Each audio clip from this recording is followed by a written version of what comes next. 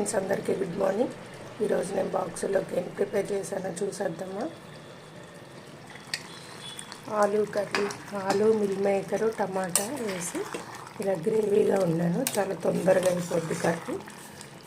పోపు పెట్టేసి పోపు కాగానే ఉల్లిపాయలు, పచ్చిమిరపకాయలు, కరివేపాకు, తర్వాత ఆలు మిల్ మేకర్ కొంచెం వేడి నీళ్ళలో వేసి అది కూడా పిండేసి అది టమాటాలు వేసేసి ఉప్పు కారం మసాలాలన్నీ వేసేసుకొని లాస్ట్లో కొంచెం కొత్తిమీర వేస్తే గ్రేవీ కర్రీ బాగుంటుంది. ఇది రైస్లోకి బాగుంటుంది, చపాతీలోకి బాగుంటుంది.